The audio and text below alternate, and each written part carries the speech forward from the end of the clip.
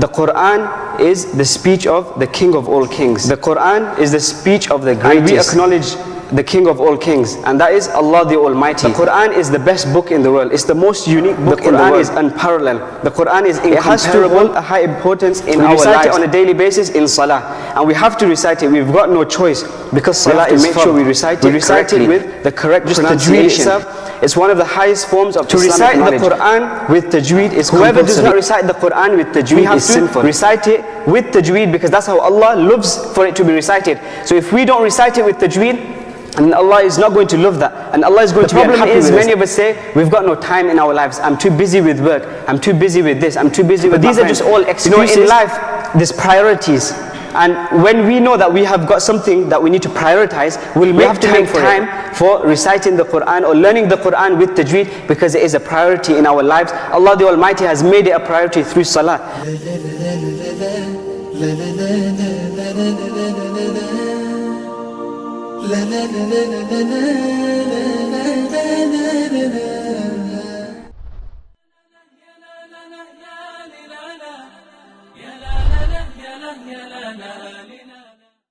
Kalamul muluki mulukul kalam. Kalamul muluki mulukul kalam. The speech of the kings is the king of all speech. The speech of the kings is the king of all speech. What does this mean? This means that when a king, he says something, when he utters something, or when kings deliver a speech, then because of their high status in society, their speech, it holds a high status as well, and it supersedes all other speeches. Why? Because of their high status. Likewise, the Quran is the speech of the King of all kings. The Quran is the speech of the greatest, and we acknowledge the King of all kings, and that is Allah the Almighty. This Quran, the words of the Quran, is the speech of Allah the Almighty. Whatever Allah has mentioned in the Quran is directly from Allah the Almighty, and it's direct revelation from Allah the Almighty. So it's the best speech in the whole world. The Quran is the best book in the world. It's the most unique book in the world. The Quran has no parallel. The Quran is unparalleled. The Quran is incomparable, and that is why you will never find a book that has lasted for over 1400 years without any changes. No other book you will find that has this uniqueness attached to it. Now, when the Quran is so great, when the Quran is so superior, when the Quran holds such a high status, because it is the King of all kings' speech, it's the speech of Allah the Almighty, then it has to hold a high importance in our life. It has to hold a high importance in our lives, and it does because we recite it on a daily basis. We recite it on a daily basis in Salah, and we have to recite it. We've got no choice, because Salah is fard. Now when we have to recite it, we have to make sure we recite it correctly. We recite it with the correct pronunciation. Now today's topic is the importance of Tajweed. The importance of Tajweed. Now unfortunately, the importance of something is not known until the person the thing comes from, we don't know him, and we don't know what he says. So who is the greatest? Allah is the greatest. So if we want to know the importance of Tajweed, we have to look at what the greatest being says. What the greatest being says, and we have to look into the Quran. But before looking into the Quran, we have to understand that Tajweed, it holds a high status in Islamic knowledge. It's one of the highest form of Islamic knowledge, and many of us are unaware. Many of us think that becoming an engineer is probably the highest forms of knowledge. Many of us probably think becoming a lawyer is probably the highest forms of knowledge. But Tajweed, just Tajweed itself, I'm not talking about tafsir, interpretation of the Quran, I'm not talking about hadith, I'm not talking about fiqh, jurisprudence, I'm talking about just Tajweed itself. It's one of the highest forms of Islamic knowledge. Why? Because it is directly linked to the Quran, and the Quran is the speech of the greatest being. The Quran is the speech of the King of all kings. So because of this attachment, that is why it is one of the highest forms of knowledge, Tajweed. Because the Quran, for it to be recited correctly, you have to recite it with Tajweed. For it to be recited perfectly and read perfectly, you have to make sure you recite it with Tajweed. Now what is Tajweed? Tajweed linguistically, it means to do something good, proficiency, etc., etc. But when it comes to recitation wise, what does it mean? Tajweed means to recite the Quran with its correct pronunciation, to pronounce the huruf, the letters of the Arabic alphabet with the correct pronunciation, with the correct qualities. The word tajweed is an Arabic word which comes from the root letters Jim, Ya and Dal. And we've probably all heard the word in Arabic jayyid, which means good. So tajweed means to recite good, to do something good. So to recite the Quran in a good way, with the correct pronunciation, with the correct qualities. This is what tajweed means. Now, what's the ruling of tajweed? Is tajweed sunnah? Is it mustahab? Is it fard? Is it wajib? Well, the great scholar Imam Jazri rahimahullah, he states, وَالْأَخْذُ بِالتَّجْوِيدِ حَتْمٌ لَازِمٌ. To recite the Quran with tajweed is compulsory, it's fard and it's wajib. وَالْأَخْذُ بِالتَّجْوِيدِ حَتْمٌ لَازِمٌ مَنْ لَمْ يُجَوِّدِ الْقُرْآنَ آثِمًا. Whoever does not recite the Quran with tajweed is sinful. Whoever does not recite the Quran with tajweed is sinful. Why? لِأَنَّهُ بِهِ الْإِلَهُ أَنزَلَ. Because the Quran was revealed by Allah the Almighty with tajweed. It was revealed with tajweed. It was revealed to the Prophet ﷺ through Jibreel alayhi وَهَكَذَا مِنْهُ إِلَيْنَا وَصَلَ. And that is how it reached us. It reached us with tajweed. So the Quran was revealed by Allah to Jibreel, to the Prophet ﷺ, and the Prophet ﷺ passed it on to us. And it was revealed with tajweed, with the correct pronunciation. So that is why it's compulsory to recite the Quran with tajweed. If a person does not recite the Quran with tajweed, then it has an effect on his salah as well.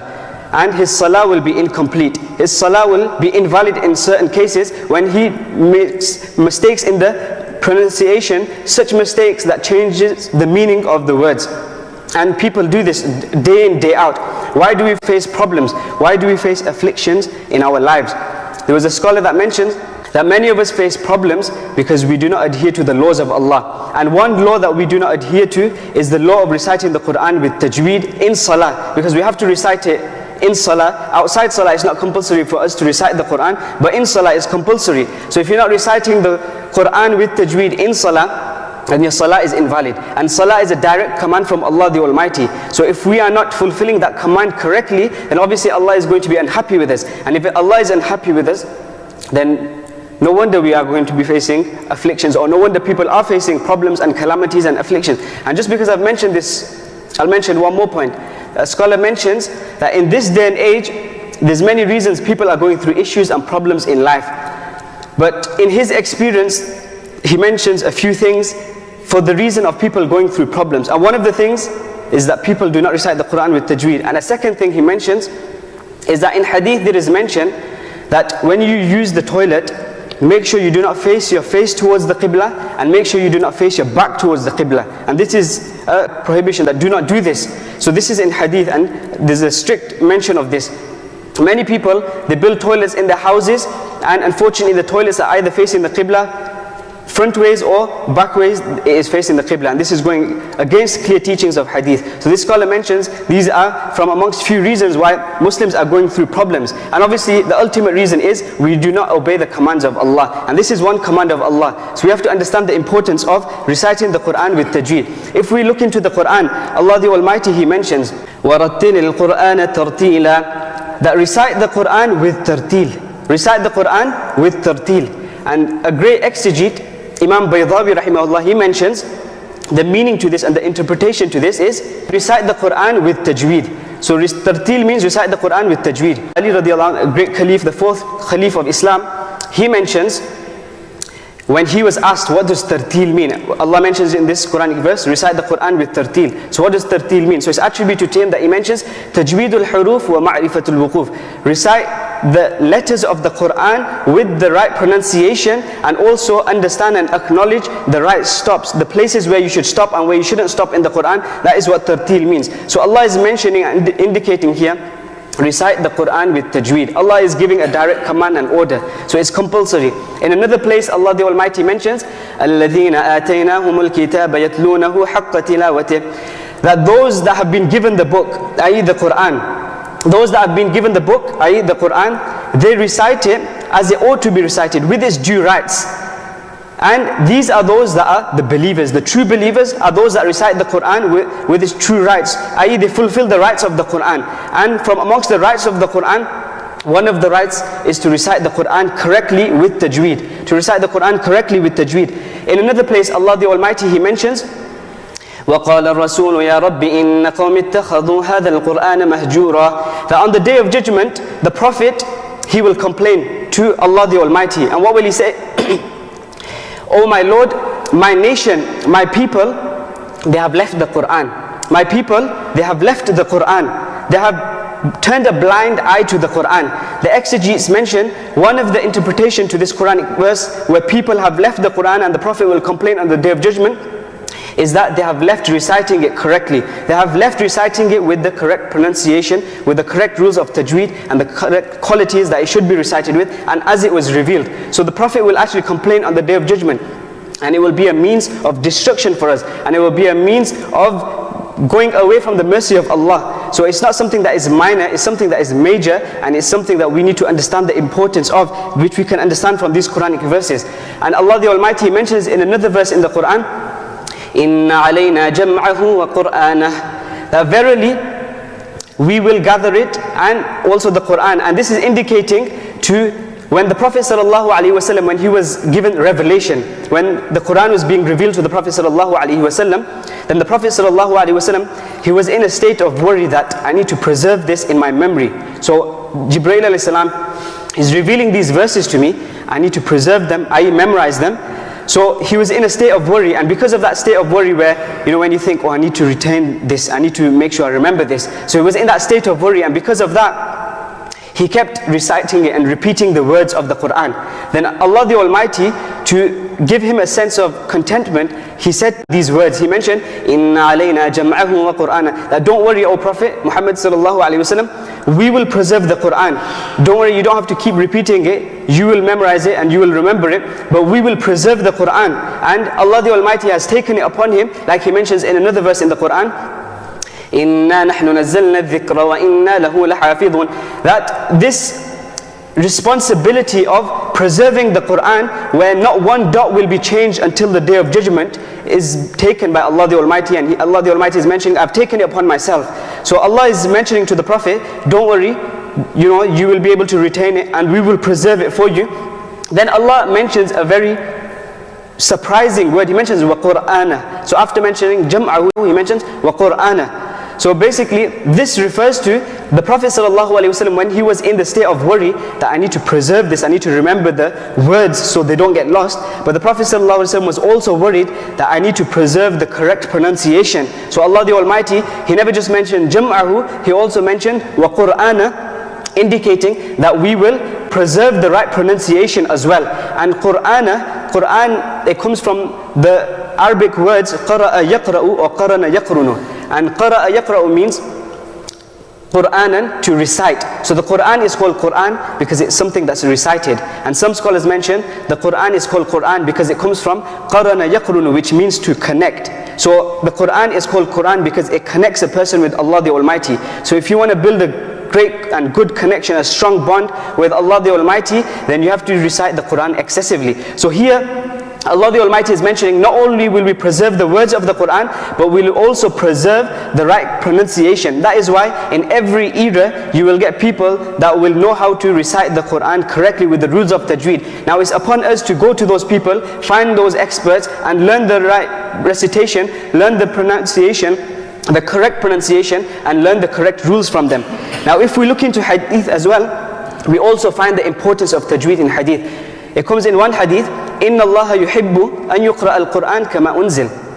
Allah loves that the Quran be recited as it was revealed. How was the Quran revealed? Like we just mentioned in the Quranic verse, it was revealed with tartil, with tajweed, because that's how Allah is ordering us to recite it. So it was revealed with tartil and with tajweed. So we have to recite it with tajweed because that's how Allah loves for it to be recited. So if we don't recite it with tajweed, and Allah is not going to love that, and Allah is going to be unhappy with us. And obviously we don't want Allah to be unhappy with us. In another place, the Prophet ﷺ mentions, Al-Qur'anu hujjatun laka wa alayk, that this Qur'an, it will be a testification for you on the day of judgment, or a testification against you. So if you act upon the rules of the Qur'an and you stay away from its prohibitions, then on the day of judgment the Qur'an will be a means of testification for you. But if you don't act upon its commandments and you don't stay away from its prohibition, then it will speak up against you on the day of judgment in front of Allah, and it will say to Allah, "Oh Allah, the such and such person, he never acted upon your commands. Such and such person, he never stayed away from your prohibitions." And not only this, this also means that if we do not recite the Quran with tajweed, then on the day of judgment, the Quran will speak against us and it will testify against us that this person never fulfilled my rights.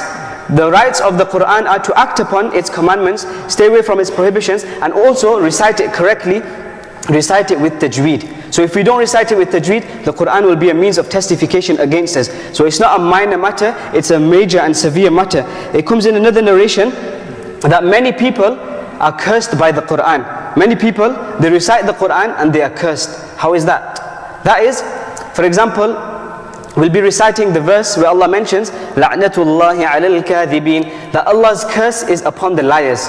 Allah's curse is upon the liars. So what happens, we are reciting this verse, but day in day out we are still lying.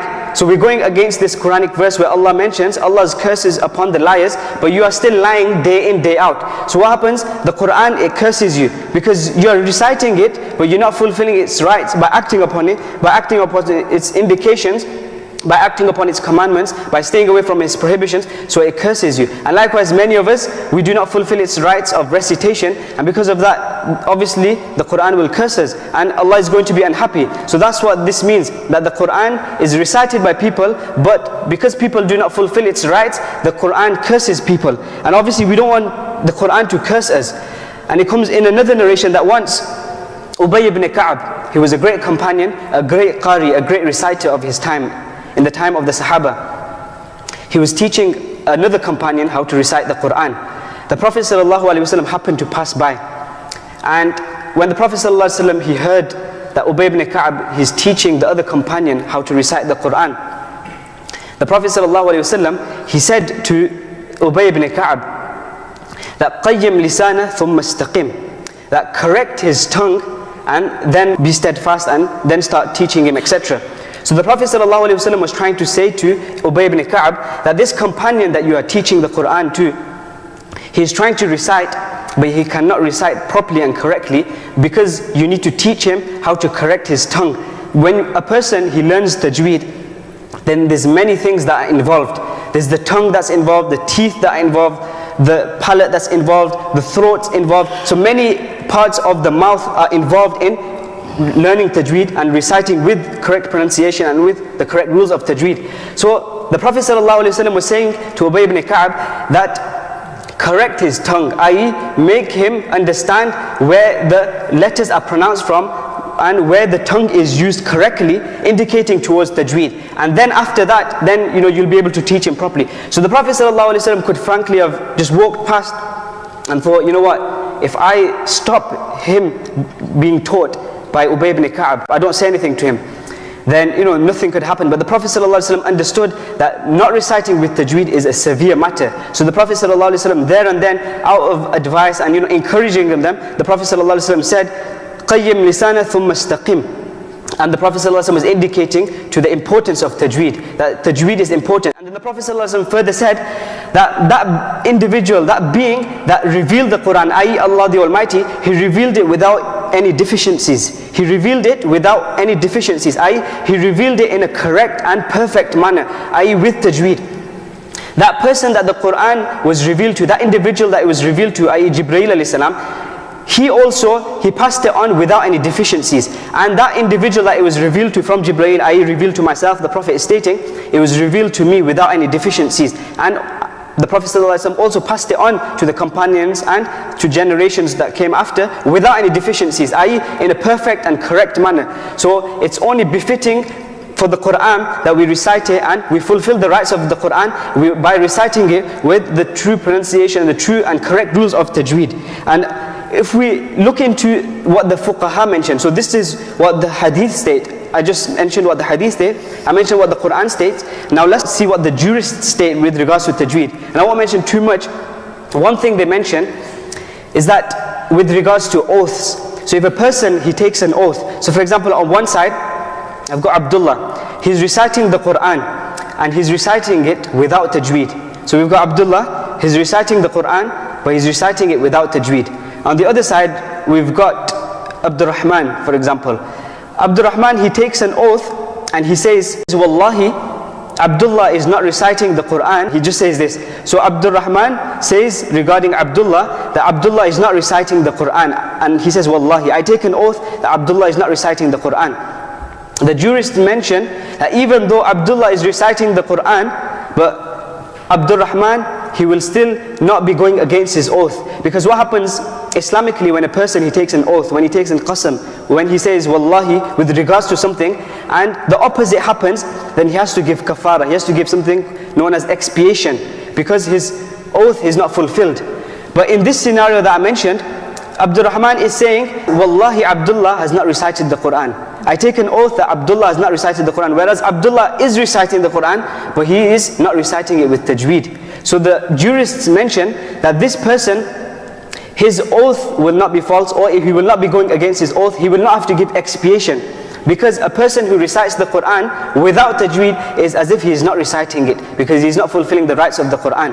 So we can see from this that this is a severe matter. Even the jurists highlighted this through their writings and in their books.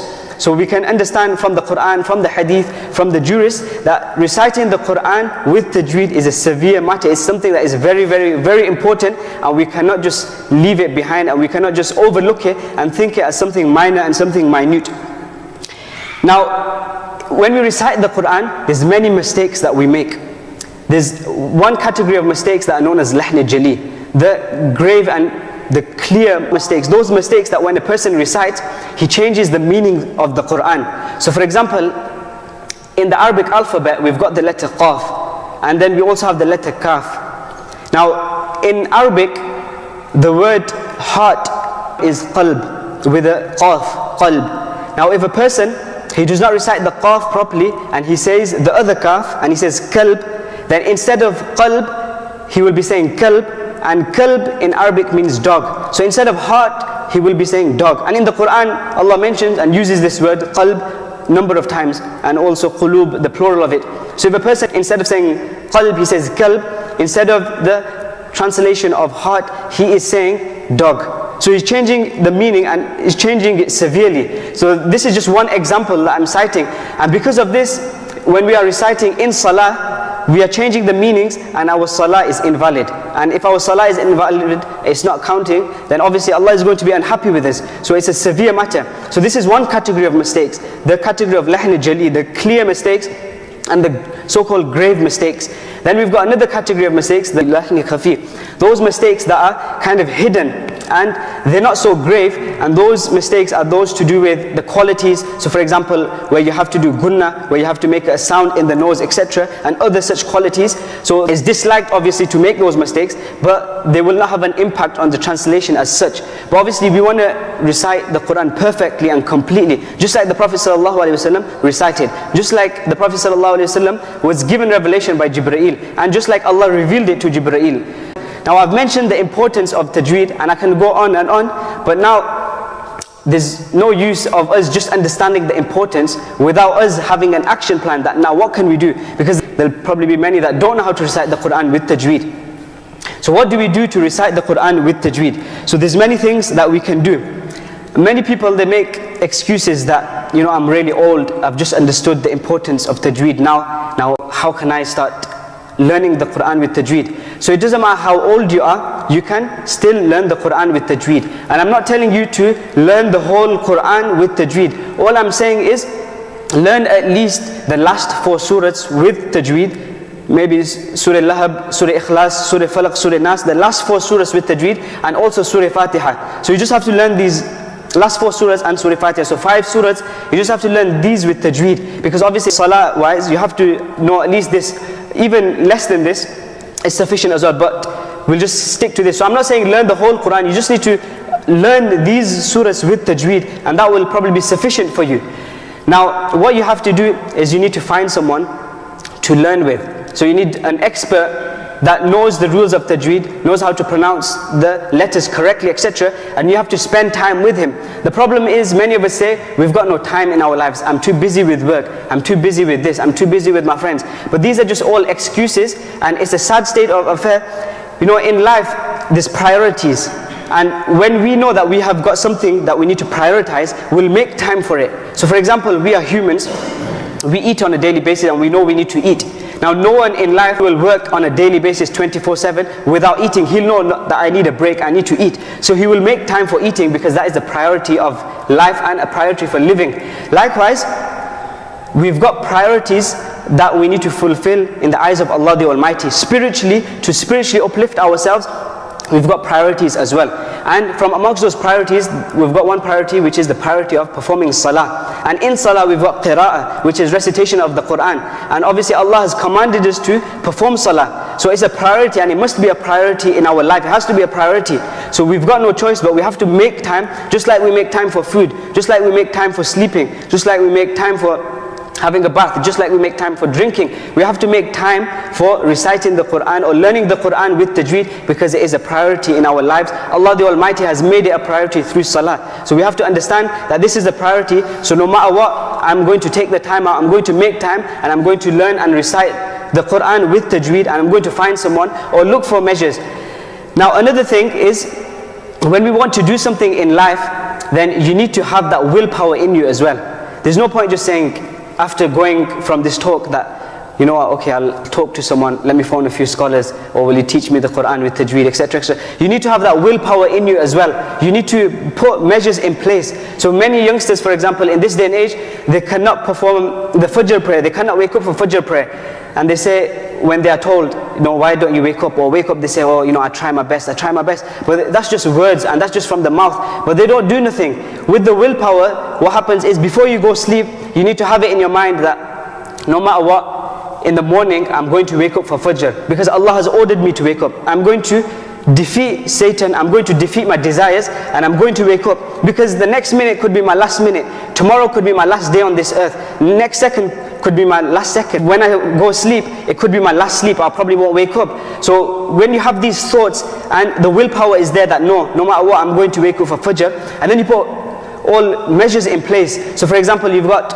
alarm clock, so you put alarm clock, don't put it next to you, you put it in one of the corners of the rooms, so you know that when the alarm clock goes off, you wake up and you get out of your bed, and then you tell your elders in your house, your parents, that please wake me up. So after you put all these measures in place, you've got the willpower there, then inshallah you'll wake up for Fajr. But we are lacking in all this, the correct measures, the willpower and everything.